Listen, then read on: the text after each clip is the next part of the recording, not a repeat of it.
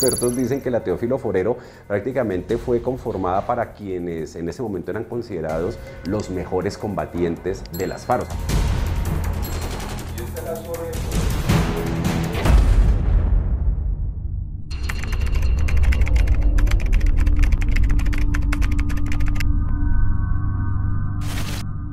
Pablo Felipe Gómez, experto en conflicto y paz de la Universidad Santo Tomás y autor del libro Juegos, Riesgos y Espectáculos, nos indica lo siguiente. Cuéntanos un poco acerca de quiénes fueron a Teófilo Forero y sus vejámenes crímenes. Bueno, para eso hay que remitirnos, año 93 es un año crucial, recordemos, muere Pablo Escobar, entonces empieza el decaimiento de los grandes carteles, particularmente de Medellín y por supuesto de Cali. Y ahí es cuando entonces, digamos, ciertas estructuras de las FARC van a querer llenar como el vacío, sobre todo ya del negocio del narcotráfico.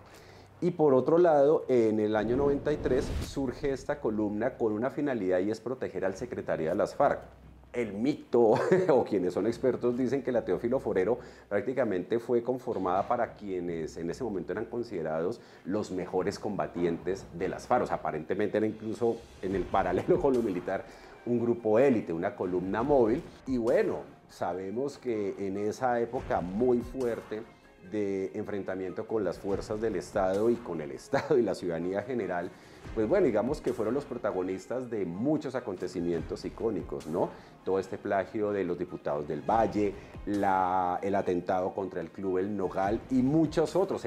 Fueron los primeros que incluso dicen que como modus operandi comenzaron, por ejemplo, a secuestrar aviones, los aviones de aire, que hubo un par de casos. Entonces, digamos que por eso cogió esta fama y por supuesto en un contexto de disidencia que recuerde que unas cosas son las FARC-EP, pero otra cosa es la FARC, como la Fuerza Alternativa Revolucionaria del Común. Hay una pelea simbólica, claro, por ver quién le apuesta a estas siglas, por la cuestión del cambio o por mantener, digamos, lo que para ellos de manera legendaria han tenido como grupo guerrillero. Entonces recuperar la Teófilo Forero obviamente hace parte como de esos rituales, ¿no? Tiene también una carga simbólica muy fuerte, precisamente por la memoria que ocupa. De ahí que, entre otras, hoy día pues son comunes el partido político, porque ya saben o ya entendieron que seguir con las siglas y las resignifiquen, pues para los colombianos te genera una memoria no muy positiva. En el mes de mayo de 2022 se capturó a Loco Ferney, una de las personas que presuntamente se cree que podría resurgir esta columna móvil. ¿Qué representa para las disidencias de las FARC poder retomar o hacer resurgir esta columna móvil? Yo diría que mucho y nada a la vez. A ver, mucho, insisto, porque bueno, sabemos que hay disidencias, pero es que las disidencias están repartidas. De hecho, muchos de estos grupos son enemigos entre ellos. Piensen en el ejemplo de la Nueva Marquetalia, o sea, también el nombre Nueva Marquetalia implica apelar directamente al mito de origen de las FARC, que fue Marquetalia. Y recordemos que de hecho, alias el Paisa, que fue el comandante legendario de la Teófilo Forero, hizo parte de la Nueva Marquetalia, dado de baja en Venezuela hace ya unos meses, el año pasado. Entonces, pues significa mucho, pero se empieza a volver una de las tantas iniciativas en medio de esa heterogeneidad que son las disidencias, que insistimos, no hay que verlas como un grupo homogéneo. Eso es lo complejo de las disidencias, que realmente operan de una manera muy estratégica a partir de los territorios y de los contactos que algunos de los comandantes pues efectivamente mantuvieron o han resurgido cuando optan por no continuar con, digamos, la aplicación o la implementación de los acuerdos de paz.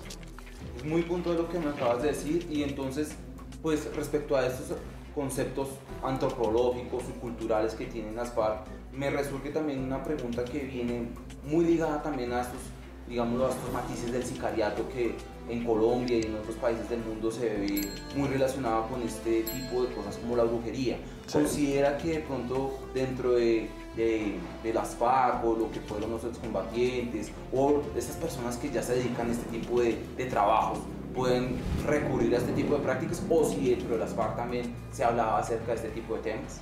Bueno, esa pregunta es muy bacana y además ahí se aprovecho porque pues, yo soy doctor en antropología y se los digo. Colombia tiene dos narrativas oficiales, ¿no? La política, el conflicto armado.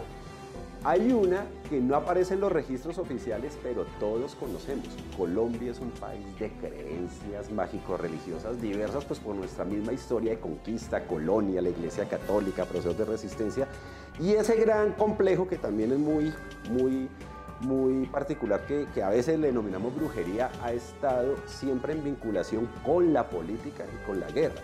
Podemos hablar del sicariato, pues que antes del sicariato hay que hablar que muchas personalidades políticas a lo largo de la historia han apelado a eso que denominamos el mundo de lo esotérico hasta para tomar decisiones. Lo que pasa es que eso queda en el subregistro, pero eso está obviamente estudiado hace mucho.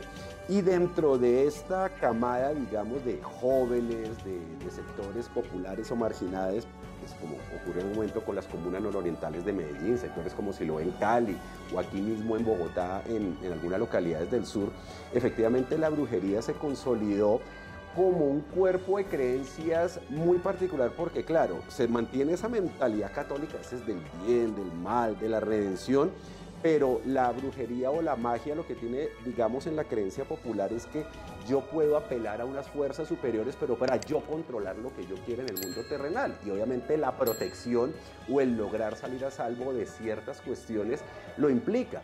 Entonces, antes, y es que el sicariato no es nuevo, entonces tenemos estas historias de hacer sacrificios con gatos negros, bañarse con el gato para, digamos, adquirir, eso es una magia mimética, ¿no? Entonces, si me baño con la sangre del gato, me vuelvo hábil con el gato, me puedo escurrir y ser furtivo con el gato, puedo bendecir las balas o puedo bendecir ciertas medallas para que me protejan, eso. Pero insisto, ahorita hablamos del mundo del sicariato, pero es que eso está estructuralmente metido en la cultura colombiana.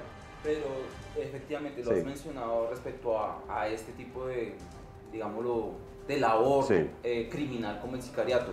Pero en el caso de las FARC, por ejemplo, de estos testimonios de excombatientes, no sé si haya como un testimonio en donde pues aseguren que también tuvieron como este tipo de construcción esotérica respecto a la brujería.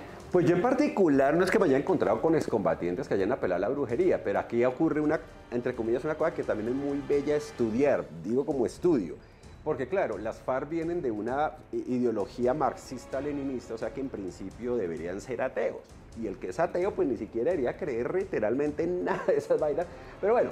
Pero obviamente este tipo de ideas van a acomodarse en cada uno de los territorios, en cada una de las culturas y como suele suceder en cualquier proceso de esos encuentros, pues empiezan a haber estos sincretismos, empiezan a haber estas mezclas de creencias.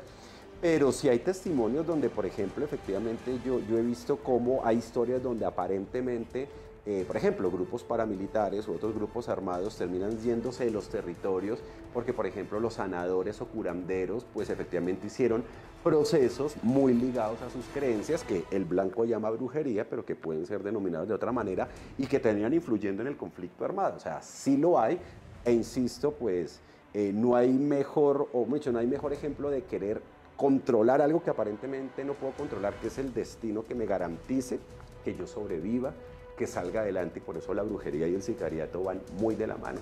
Claro, hoy día la condición ha cambiado, como no son un grupo guerrillero, pues con un estandarte político, que eso tuvo que pasar para ingresar o hacer parte de un tratado de paz, y eso fue también una polémica, por eso en el gobierno de Santos con Uribe, pues ellos saben que ahora sí tienen que apelar todavía mucho más a esas condiciones, precisamente de ocultamiento, de una inteligencia muy suspicaz, jugando a la mimética, es decir, a esconderse, a simular. Eso pues obviamente se tiene que reforzar hoy día por lo que no son un grupo oficial, entonces tienen que apelar a ello. Pero esa es una estrategia que realmente no es nueva. Lo que pasa es que hasta ahora somos conscientes, pero las milicias urbanas de las guerrillas, no solo las FARC, han existido desde su misma creación. ¿Alguna otra aclaración que quisieras indicar para este reportaje? No, yo diría que aquí también lo más clave es que entendamos que Colombia tiene también que cambiar todavía mucho más el paradigma de lo que es la transición hacia la paz, ¿no? Entender que si bien sí hay disidencias y que hay acontecimientos que marcan mucho la vida y la seguridad nacional, realmente la mayor parte de quienes optaron por reincorporarse, ahí están, y ahí están en la lucha, y esa narrativa creo que sí la debemos seguir defendiendo y construyendo los colombianos. Y por otro lado, pues nada, pues entender que a estos temas hay que verlos con mucha complejidad y entender que hace parte de la historia de Colombia y que la historia de Colombia ya debemos dejarla entender como buenos contra malos. Estos son puntos grises porque cuando empezamos a escudriñar los diferentes grupos y partes del conflicto tienen otro tipo de relaciones, tránsitos, entonces es muy difícil dividir sencillamente entre buenos y malos. Yo creo que eso sí es importante que ya nos cambiemos esa narrativa en Colombia.